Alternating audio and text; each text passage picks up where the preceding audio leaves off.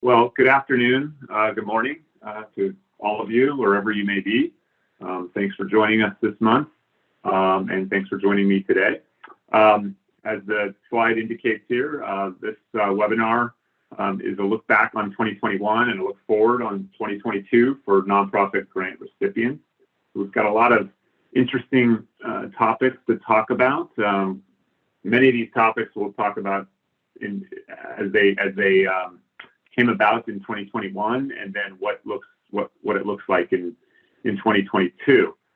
Please feel free to shoot us questions throughout the webinar, and I'll address some of those as we go. Some I may wait until the end, but we hope to have some time at the end to answer questions as well. So feel free to do that. Also, for those of you looking for CLE at a later point in the presentation, maybe halfway through or so, I'll be giving that code for you to get your CLE credit.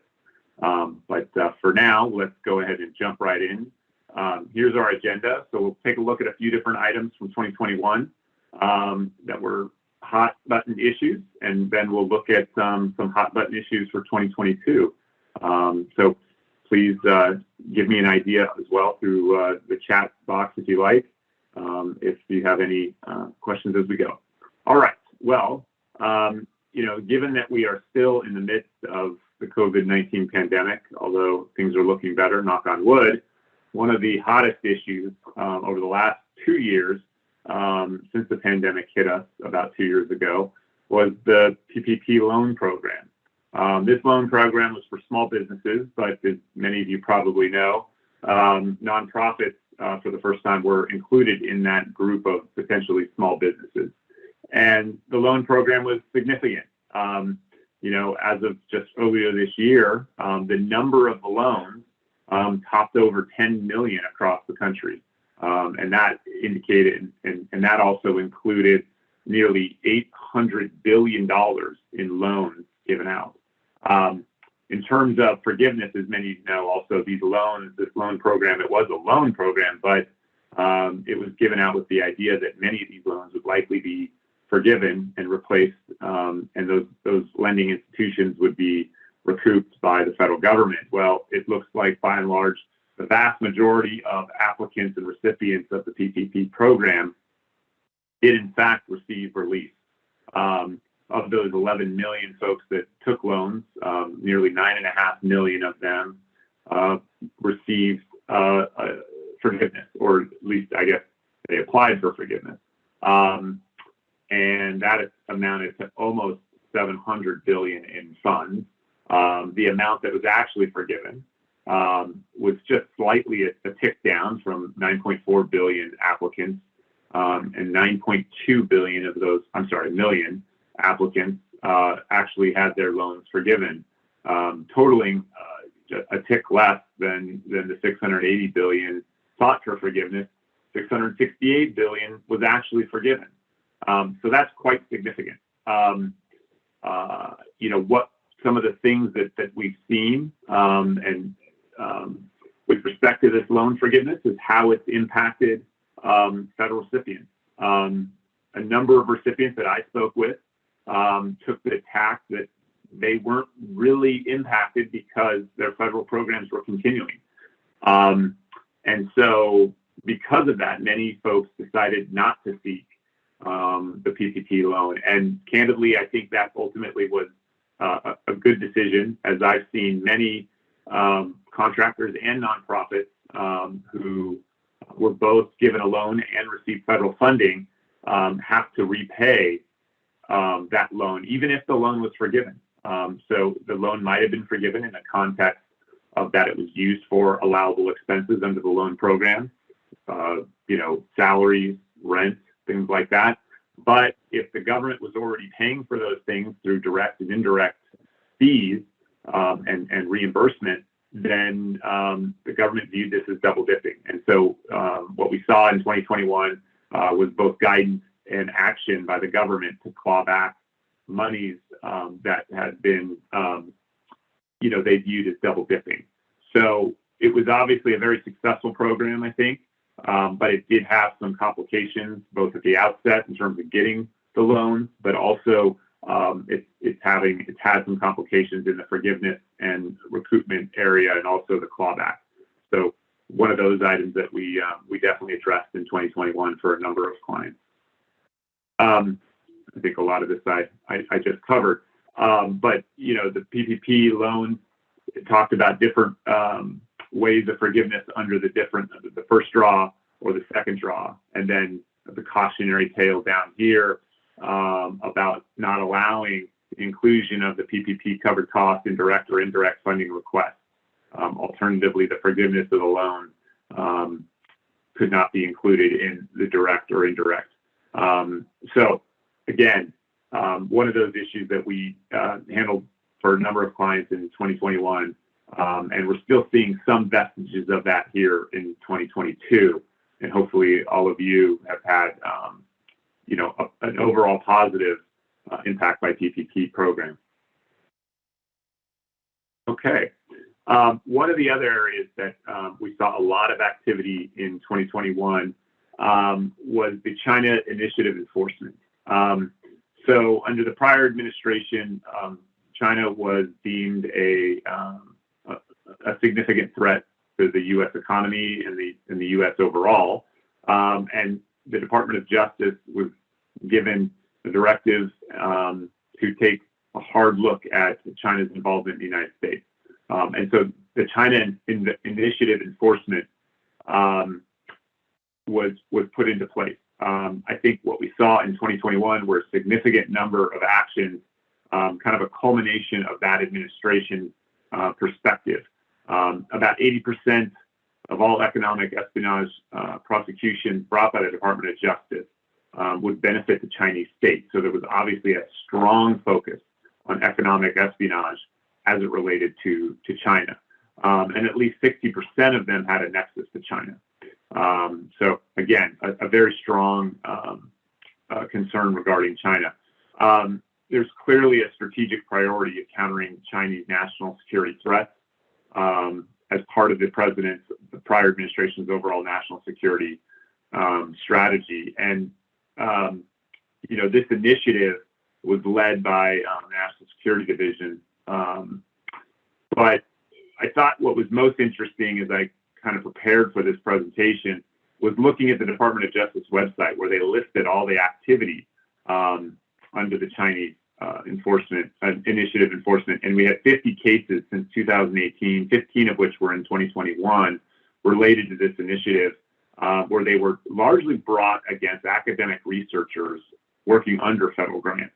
And so we saw a number of research institutions and individuals prosecuted criminally for accepting funding from China for their grant programs.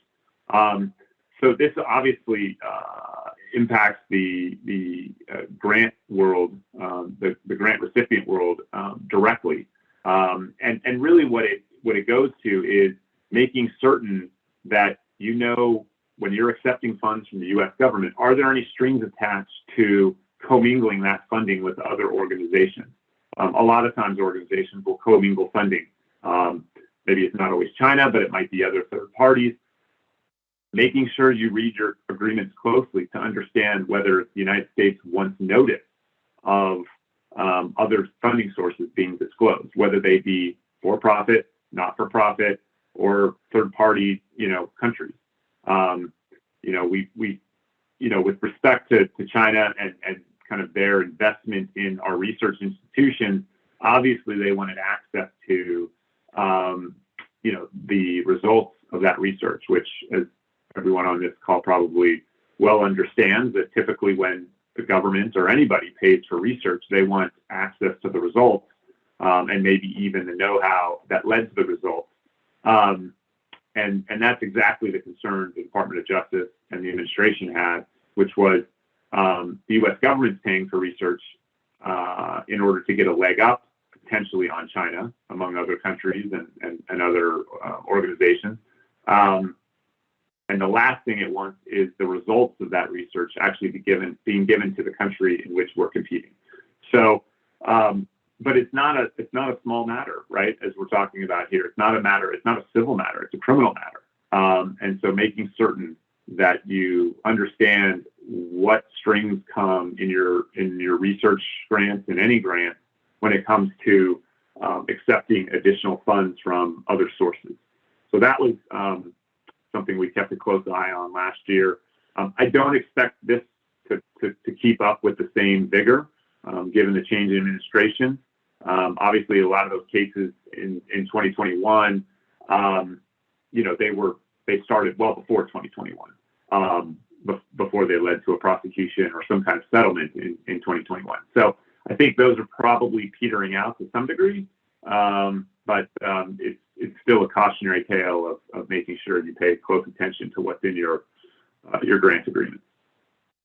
Okay, so let's get to the regulatory update from 2021, and a lot of these items that we'll talk about now, we'll talk about in context of 2021. I'll also be following up here shortly in the context of 2022. So one of the big, obviously we had a change in administration at the beginning of 2021 on January 20, and shortly thereafter we saw a lot of activity by the Biden administration. And one of the most notable first things on January 25, President Biden signed the executive order ensuring the future is made in all of America by all of America's workers, which essentially is a re-emphasis and doubling down on domestic preference laws. So here, the president indicated the United States should, whenever possible, procure goods, products, materials, and services from sources that will help American businesses compete in strategic industries and help America's workers thrive. So the policy goal here was obviously to increase domestic participation in federal contracting by adding various layers of oversight. Why this is important to grant recipients? Well, even though you may not be a contractor, you are certainly going to be procuring contractors to do a lot of the work that maybe your programs require. And so this is going to start showing up in all sorts of agreements, whether it's contract agreements or grant agreements. And we'll talk about how some of that's going to show up in 2022. So in July, a few months later, the proposed regulations were issued with the stated goal of strengthening the Buy American requirements and closing certain loopholes in the current regulation, applying enhanced price preferences for those with critical products, and increasing transparency and accountability in the Buy American rules. So they didn't significantly change the rules, they didn't significantly change how an item, a product, or a service, or anything is deemed to be compliant under the Buy American, but they're certainly upping the ante. And one of those is with closing a certain loophole. For instance, products to be Buy American Act compliant, products have to have a certain content. And that content is going to be ratcheted up over the next several years from 55% to as high, I think, as 75%. So they're looking to kind of tighten that. The other area, increasing transparency and accountability, and this may be, questions that folks ask, is there's obviously a waiver process for this rule. And that waiver process had been acted on not infrequently prior to the Trump administration. The Trump administration, though, had a very strong domestic preference outlook as well as the Biden administration. And what we found in the Trump administration, virtually no waivers were granted. Under the Biden administration, under this executive order, they're actually creating an office to centralize waivers. Waivers typically went through agencies. Now they're going to go through OMB or an office within OMB. And that will increase transparency because that office is going to publish those and also make the decisions available publicly. What that means is you could probably expect there not to be a lot of waivers granted because they're going to be subject to a lot of public scrutiny. So it will be particularly interesting to see how this truly unfolds. And as I kind of alluded to here in the last budget or the last bullet, these will make their way into all sorts of programs, including our newest infrastructure bill, which we'll be talking about in the next portion of the presentation. So stay tuned. In about 20 minutes, we'll get to that. Another significant area that we dealt with in 2021 and prior to was a provision called Section 889, or at least that's what we call it in shorthand, because it's really a quite long provision from the National Defense Authorization Act of 2019. And so what Section 889 does in short is prohibit the use, at least as it relates, it has different requirements for grant recipients versus contractors.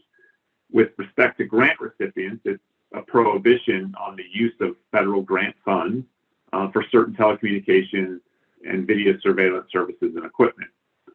This law became public in 2018, but it had a little bit of time to get kicked in. For grants, it wasn't truly effective until August of 2020. And as I just indicated, the idea for under grants is that you cannot use or you cannot pay for prohibited products or services with federal grant funds. What that means is that you can acquire those products and services even in performance of your grant. You just can't use grant funds for it. And that also includes indirect funds. So even if it's a general cost that you would normally put into your indirect cost pool, you need to put it into your unallowable indirect cost pool to ensure that it's paid with unrestricted funds. So that obviously, the telecommunications and the products and services we're talking about here are largely Chinese manufactured products and services from a few notable companies, one of which is called Huawei, another ZTE. Domestically, it hadn't created a whole lot of stir for clients because there's lots of different telecommunications providers here in the United States. Although some folks, may have bought, some of that equipment, may have outfitted their security systems with that equipment, and so that was certainly an issue. Where this became a major point of issue, though, a major issue, is overseas, because Huawei is a huge player obviously in China, and so many programs being performed in China, but also in Africa and many other kind of developing countries. Huawei is a very significant player, providing internet services, internet equipment, all sorts of telecommunications equipment. And so what we found is that a lot of organizations were having a tremendous amount of difficulty in kind of ensuring that they weren't using or at least weren't paying for this equipment in those areas. Now, what we also found is that there were waivers. There, again, similar to Buy America, there's a waiver program, but those waivers are limited. They require, very high level approval, and is not something that is going to be freely given.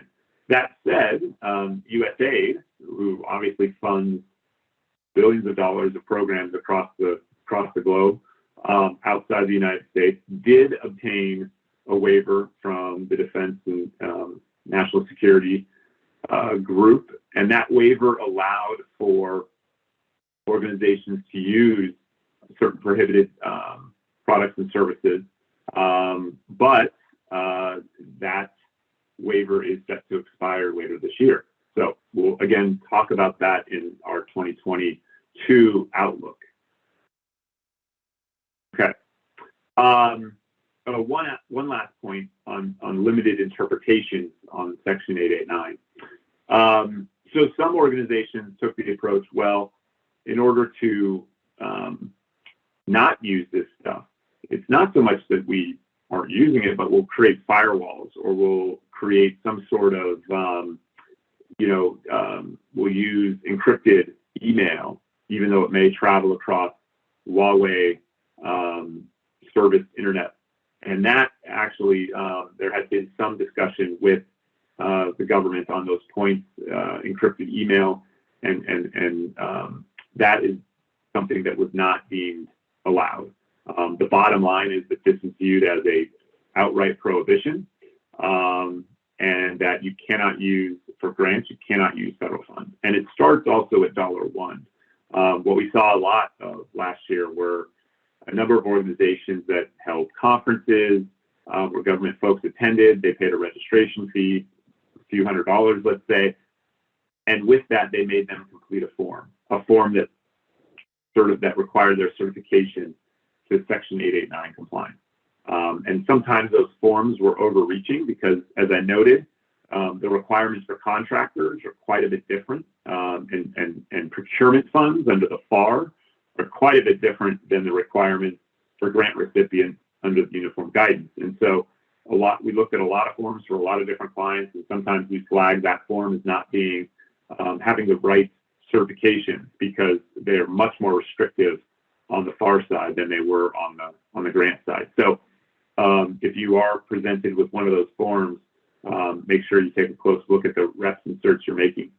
One thing we didn't see in 2021, even though the law has been in effect for about over a year throughout the course of that, it has the year anniversary in August, is we hadn't seen any, or at least I hadn't seen any enforcement action for non-compliance.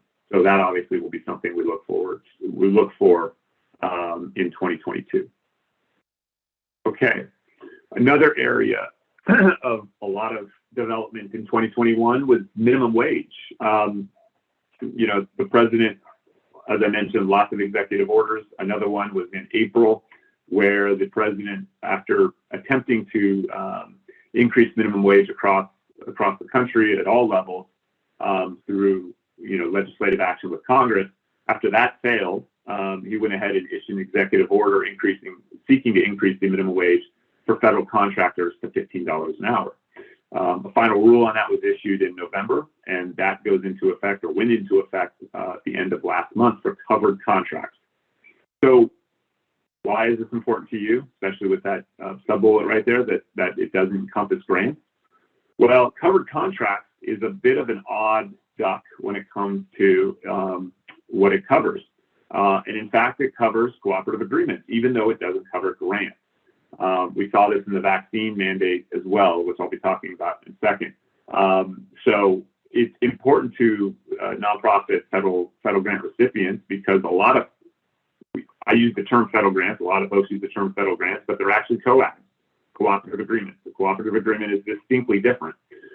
So the final rule provides that the new requirement is going to apply to those contracts, including co-ops or cooperative agreements, and new solicitations as of January 30 of 2022. However, this language here, agencies are strongly encouraged to include the requirement in existing contracts and solicitations prior to January 30, 2022. So this is very difficult language to deal with because what it meant is, okay, you had a final rule come out in November, and even though it's not effective until January 30th, 2022, it was certainly possible that the government was pushing this out much earlier. And that didn't give organizations a lot of time. So it does present issues. It also presents this issue of, well, is the government going to try to push this out in a broader sense? In other words, yes, it's applicable to contracts. Yes, it's applicable to cooperative agreements. It's not applicable to grants. But, what's to say that an agreement officer doesn't push it through because there's this strongly encouraged language? We saw that in the vaccine mandate situation as well. And there's no reason to think that it's not something to keep an eye out for here. So it's important to keep this in mind. Now, the last bullet, cooperative agreements are largely cost reimbursable. So it should be a compensable cost for grant recipients or co-op recipients. Contractors, a little bit different situation. But it's important to keep in mind that even if you're paying $15 an hour, you're not necessarily required to unless your actual cooperative agreement includes the mandate to do that. Now, we're starting to see that happen after January 30. I saw one or two this month that does have language in there about the minimum wage. It's going to be dependent upon what your agreement provides. That said, because you're largely reimbursable under a cooperative agreement, you should be okay. But you also got to keep in mind your ceiling, right? You have a ceiling on your cooperative agreement, and you may have anticipated costs with a different rate structure, and now you have a different cost structure. it may be difficult to accomplish the programmatic goals with the revised minimum wage requirements. So keep that in mind as you go forward, and we'll certainly be looking at certain aspects of this into 2022, which I'll be talking about again in a few minutes. Okay, I've mentioned this a couple times now, and I'm sure that you are aware of this, but and maybe you didn't have fatigue over the COVID vaccine, but for about 3 months there, from September to December, there was pretty much nothing else that we talked about with clients other than the COVID vaccine mandate. So, as you all probably know, in September, President Biden issued a mandate or an executive order that attempted to require the majority of the federal workforce to become vaccinated. Now, it was focused around service contracts, much like the minimum wage, and it was, again, not to encompass grants, but would apply to cooperative agreements. That said, a lot of nonprofits that I work with have both. They have grants, they have cooperative agreements, they have contracts. And it was something where if you get one agreement gets that term, it's likely that thing's going to infect and run across your organization. And that's how the executive order was defined, or it was designed. It was designed to, you get a crack in the door through one contract, and the whole organization is going to be required to satisfy the mandate. And so it was designed that way. And so that's why we ended up having quite a bit of discussions with quite a few clients over those months. As you also all probably know by now, it's been enjoined by several courts and it's tied up in litigation, and it's not currently being enforced. And I'll talk a little bit more about that when we get to that portion of the 2022, which we're going to turn to now. But before I do, I just want to remind everyone, those of you looking for CLE credits, be sure to write down the code. The code is GRANT 2022. So those of you looking for CLE credits, the code is GRANT 2022. Okay, so make sure you note that and you can get your CLE credits. And let's talk about 2022. So one of the accomplishments of the administration is actually the signing of the $1.2 trillion Infrastructure Investment and Jobs Act, late 2021. So the IIJA is just getting, underway here. And in 2022, hopefully we'll see, it's going to take some time for money to hit the ground, but hopefully we'll start seeing some money and some projects coming down the pike for this massive infrastructure. It's larger than any other infrastructure program we've ever had. And so what does that mean? Well, it does mean quite a bit for the grant community. We're going to see billions, in fact, $1.2 trillion in funding. And now a lot of those funds are going to go to state and local government for infrastructure improvements. But there's a lot of programs out there that are going to be available for organizations doing various activities around those infrastructure programs. So keep an eye out for that. Most of the funding, as I mentioned, will be flowing through the state and local government. But it's important to recognize that there's going to be a lot of opportunity for public-private partnerships, public-private projects as they look to maximize the use of this money. Now, we're always talking about grants and cooperative agreements and contracts to some degree, but there's also a concept that I've actually been seeing pop up more and more recently, and we're going to see it probably in the context of this infrastructure bill, which relates to what's called OTAs, other transaction authority or other transaction agreements. And they're going to allow that under the infrastructure bill. Typically, these are for kind of non-services type activities like prototyping, research and development. And an important aspect is that these OTAs are not covered by the FAR. They're not covered by the UG, the Uniform Guidance. So they're kind of standalone agreements. They might reference those in certain ways. Many OTAs that I've seen that are for nonprofits, they reference aspects of the Uniform Guidance, maybe the financial system component, maybe the cost principles, but they don't incorporate the entire Uniform Guidance. which does have a number of benefits. So keep that in mind as you go forward, and keep in mind the infrastructure. We're going to talk a little bit more about some aspects of the infrastructure bill too as we dive into more. So the other initiative that's probably of greater import to this group, because this funding would go more towards organizations as opposed to state and locals, is the Build Back Better bill, where the administration has hoped to have more than $2 trillion in funding. All indications are the president's still pursuing this.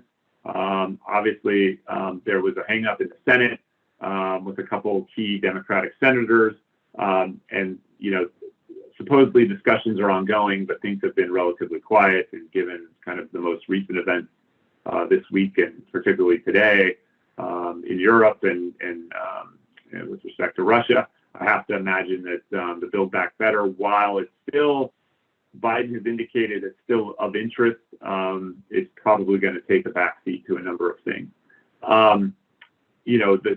There are a number of climate change and other programs that were planned in the Build Back Better. Many of those, such as free community college and things like that, have been scaled back. But there still is hope and plans to push this bill, and I would expect, you'll hear something more about it before the summer.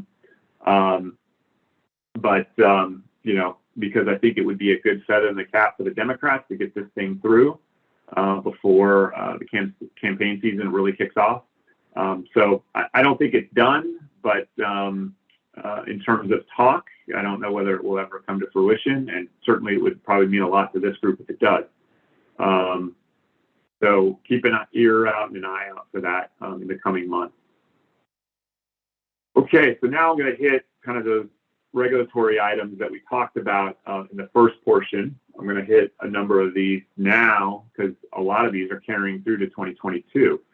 So first, let's go back to domestic preferences. So we talked about that executive order that was issued in January of 2022. Well, about 1 year later, just last month, the White House created what's called the Made in America Council with the idea of synchronizing domestic preference laws. So some of you may have some familiarity with these, but there are just a myriad of statutes that you have to deal with. There's the Buy America, there's the Buy America, one with an N, one without an N. There's the Trade Agreements Act. There's the Berry Amendment, which is a DoD-specific statute. And then there's, and some of those apply government-wide, and some of them apply to specific agencies, like Berry applies to DoD, and the Buy America applies to the Department of Transportation, which we're going to talk about in a moment because of that infrastructure bill. Unfortunately, all these different statutes and laws and regulations have very different tests. And so it's become very confusing and very disparate and very challenging for organizations and companies to determine whether or not the products and services actually satisfy the requirements. So the hope of this council is to bring some coordination and harmony to these rules and requirements and try to make sense of it all. While this happened this year, optimistically, I'd love to think that they're going to streamline these statutes, but they are statutes. And so it probably will require a statutory overhaul. And so it probably won't happen in 1 year's time. It will probably take a little bit more time for that to happen.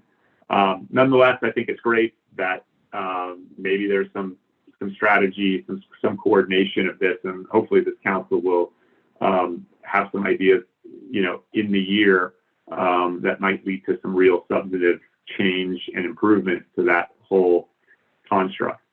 In the meantime, as we talked about the infrastructure bill that was passed, it's going to expand domestic preference requirements. Now, the infrastructure bill is largely going to be housed within the Department of Transportation, so it's then subject to the Buy American Act, an N as opposed to Buy America. And so we're going to be subject to those types of, subject to the rules that surround that, which is a different construct than what most organizations are used to with the government-wide Buy America.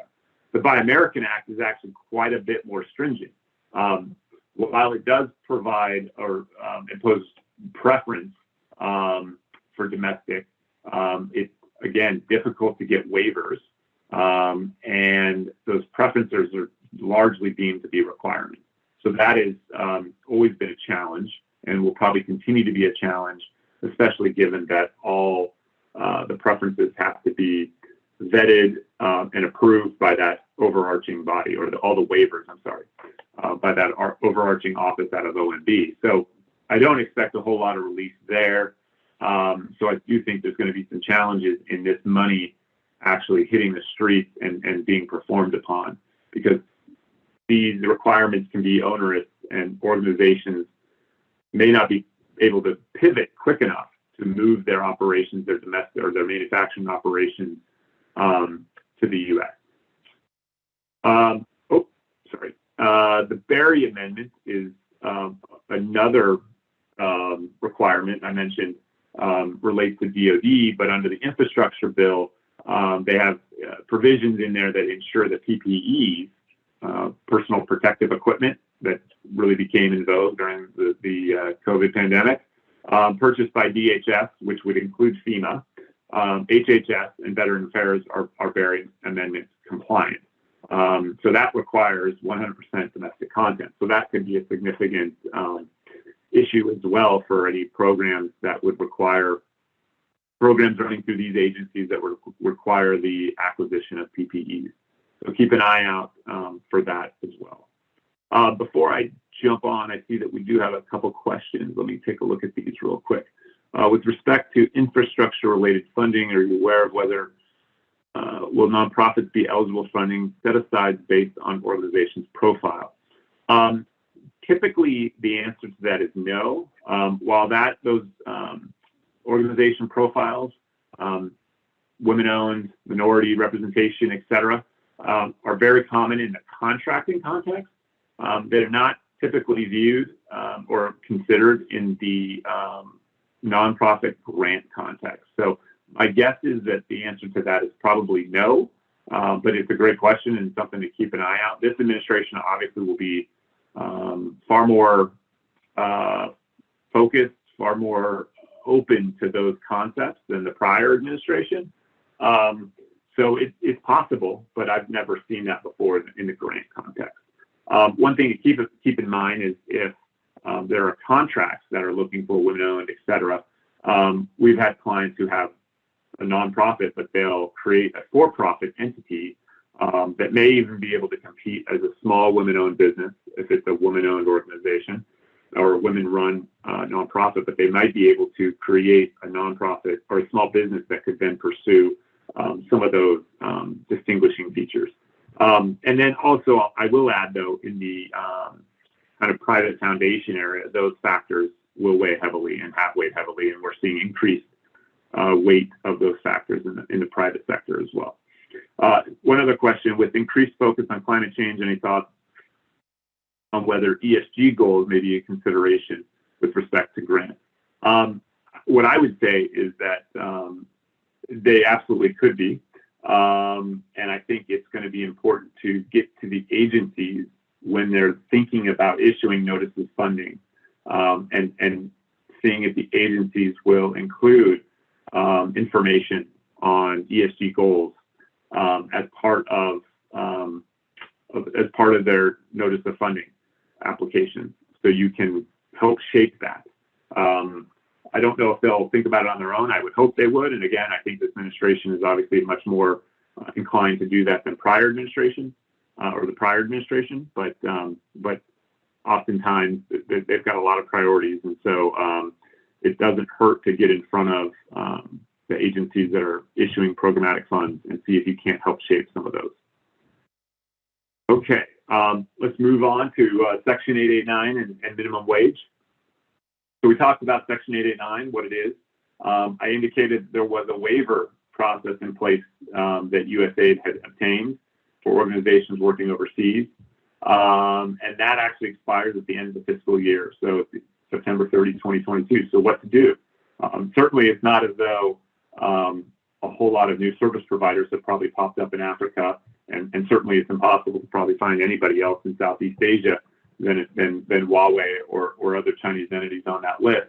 So what to do? Well, we're going to have to keep an eye out. First of all, I imagine that USAID is going to be inundated with questions and inquiries, particularly as it relates to service providers. It's one thing to swap out equipment, but it's another thing to say, look, our telephone and our internet is provided by Huawei. How do we deal with that? So they may have to, some of those limitations I had talked about, or those interpretations, those limited interpretations, they may have to reconsider some of that, using firewalls or using encrypted email if you're using a Huawei provider. The other thing is that it really boils down to what's critical and essential. I didn't dive into the actual construct of the law and the regulations, but it focuses on things that are critical and essential to the work. One might argue that internet is a kind of it's like a utility, right? I'm paying for telecom services. It's not critical and essential. It's not, the piece of equipment that makes everything work. Although one might argue it is, because if you don't have telecommunications services, then you can't communicate. So there may be some ways to interpret that USAID might have to explore. Also, I did hear that GSA is taking a more lenient view on things than other agencies have.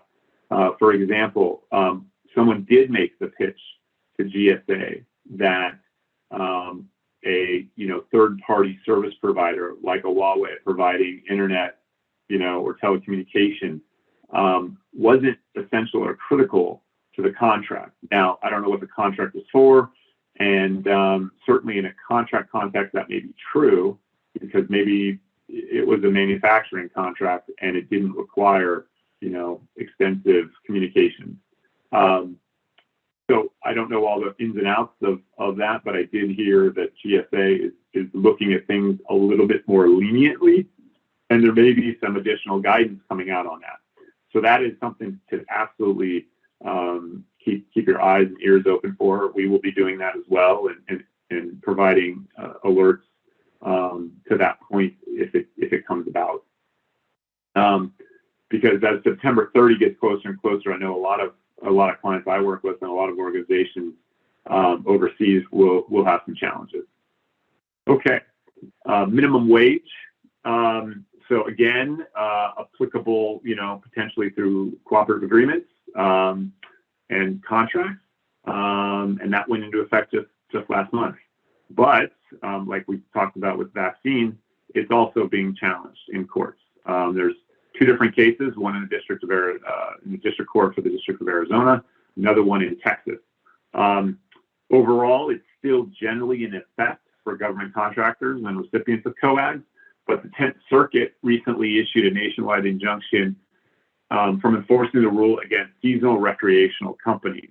So this was interesting because what you had like river rafting companies in Colorado and other places that were being that were exposed or were subject to the $15 minimum wage requirement, not because they had a government contract, but because they had government permits in order to use federal land. So they were, running a recreational company on federal land, and that obligated them to comply with this. The 10th Circuit joined that, or at least the enforcement against, so very narrow enforcement against those recreational companies. So it's still largely in effect for most government contractors and cooperative agreement recipients, but it is subject to challenge, and so we'll see what comes of that. That's just a temporary restraining order, putting an injunction on it. The merits of the case are still going to be heard by the 10th Circuit, so we'll wait to see what the 10th Circuit says. They may strike down a portion, they may strike down it all, they may uphold it all. This gives an indication that they think that it's overbroad and may strike down a portion of it. Certainly, we would expect that to end up going to the Supreme Court, which would probably happen the subsequent year, or at least a decision probably wouldn't be expected until 2023 on that. So stay tuned, more to happen there.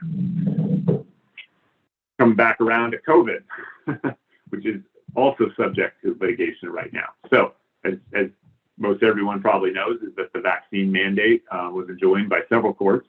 Most notably on January 21, the Georgia Federal District Court issued an order stating that the injunction applied only to the mandate portion of the EO. So originally when the injunctions came out in December, it was viewed very broadly. The language was quite narrow, focusing on the mandate portion, but the government quickly interpreted it as the whole mandate was enjoined.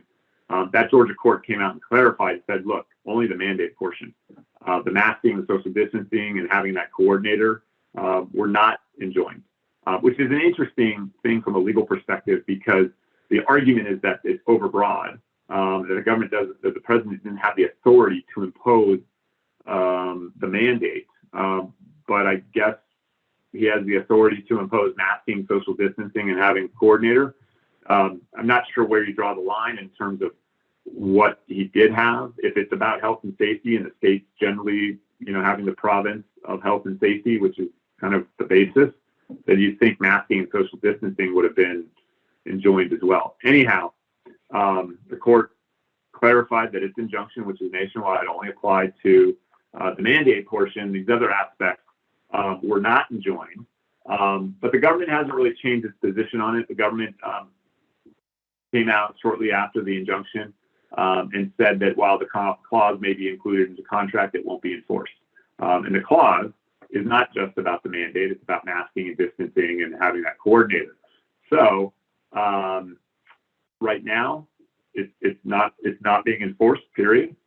It's possible the government starts to parse hairs and say, okay, well, the injunction only applies to the mandate, so the clause in your contract that we're going to require masking, we're going to require distancing, we're going to require you to have this coordinator, but they haven't done that yet. So keep an eye out for that. It's certainly something we need to keep an eye out for. Fortunately, it will create a lot of confusion if the agency starts to modify their guidance on that. And then there's been a couple of other circuit courts that have upheld lower court injunctions. So what does all this mean? Well, it means that the vaccine mandate is not required right now. Given the agency guidance, none of the aspects of that clause that's been included in contract is required. But we're certainly going to be waiting for a final decision on this. First from the circuit, again, it's an injunction, so they're going to hear it on the merits. Chances are they're going to, support whatever their injunction was. And then this will end up going to the Supreme Court as well.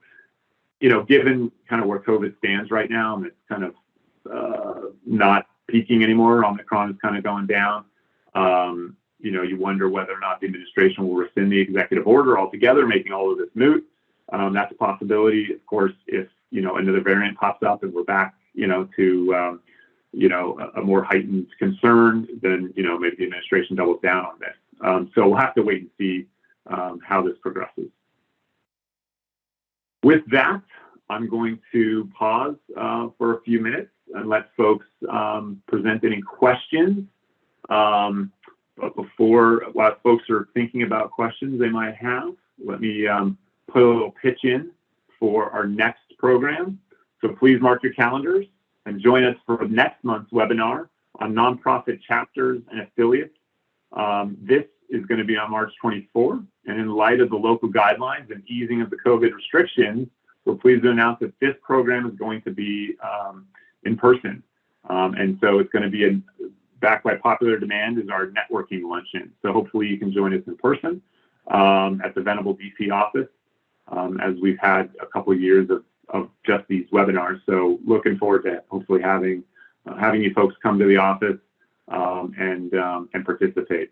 Stay tuned. An invite via email will be coming out shortly with additional details. Okay, so it looks like I do have at least one question here. But anybody else has any questions, please feel free. Let's see. How do we recover costs under the minimum wage hike? Great question. So first off, I touched on it a little bit, but let me dive into it a little bit more. So first off, the minimum wage hike is only going to be applicable to you if it's included in your contract or COAG. Okay, Okay, it's not just generally applicable just because there's an executive order out there. Rather, it needs to be a provision that's in your agreement that says you need to comply with this clause or with this executive order, and then it will be applicable to you. Now, when you have a contract, it's going to be quite a bit different than when you have a cooperative agreement. Cooperative agreement, let me start there because it's a little simpler. It's a cost reimbursable vehicle. So if your wage rates go, you now have to comply with this, and your wage rates go from $12.50 to $15 an hour. You're passing those costs on directly to the government. As I noted earlier, it could create a little bit of a tension with your ceiling. If you have $1 million to perform a program and you were going to be cutting it close as it is, well, this increase, and depending on how much labor you have, that may make things a little bit more challenging. It doesn't mean that you don't get compensated for it, but it may make meeting your program demands a little bit more challenging. And so I would make sure that you identify that for your agreement officer.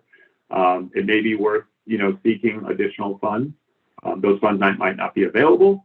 Maybe you can repurpose funds from one or two other line items in your budget and have the agreement officer agree to that.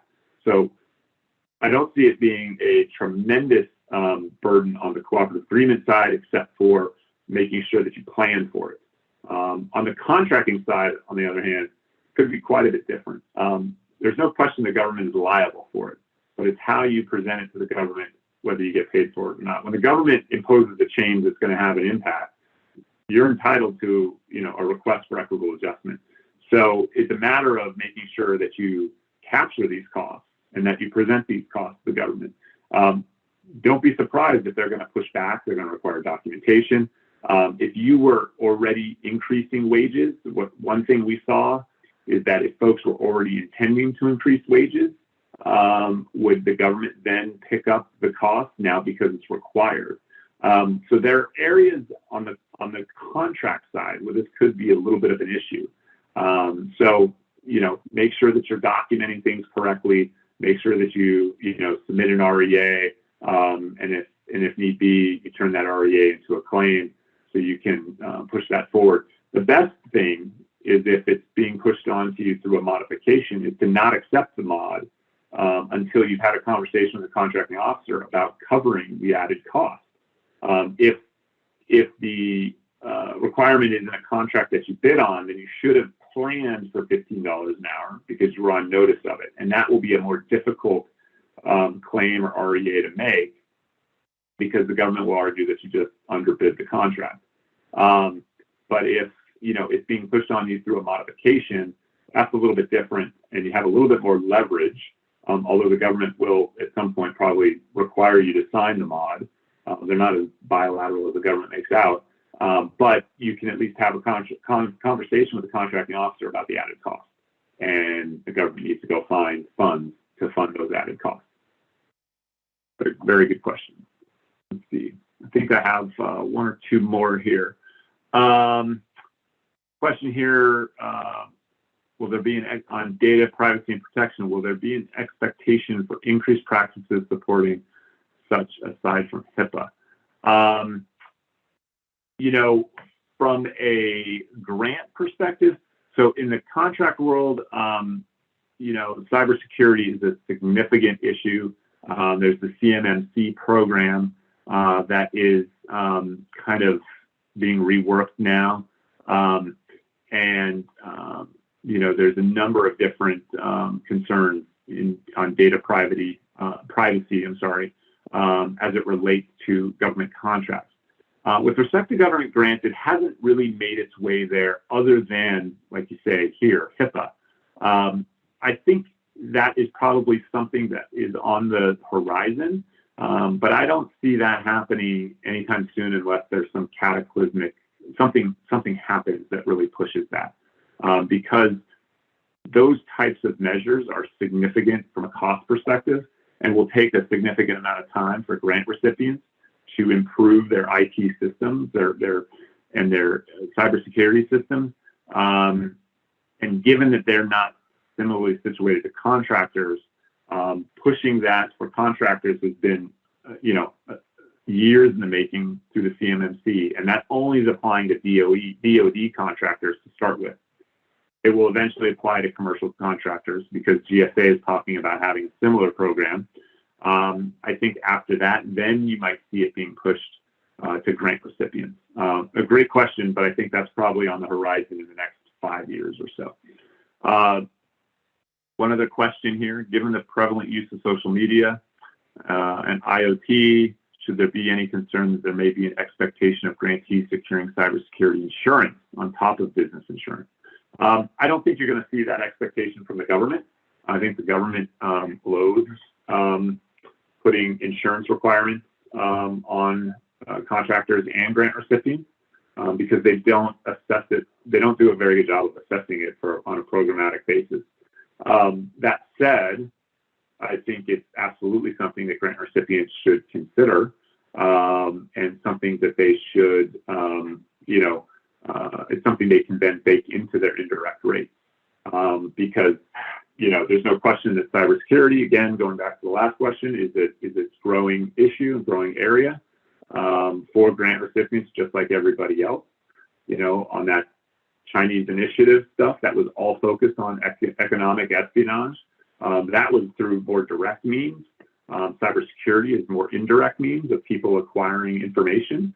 But what's to say that, nation state or third-party actors aren't going to be seeking R&D research that a grant recipient is performing on. So having cybersecurity insurance is, increasingly better and better business decision. And certainly it's an allowable cost. But I don't see the government pushing that on grant recipients yet. You may see it from time to time, I guess, would be how I would first see it. Maybe it's going to be included on R&D, right? Because they want research to be protected. I could see it there first, but something like that overall, I'm not sure we'll see that in anytime soon, certainly not in 2022. Okay, with that, if there's any last questions, we got about a minute or two.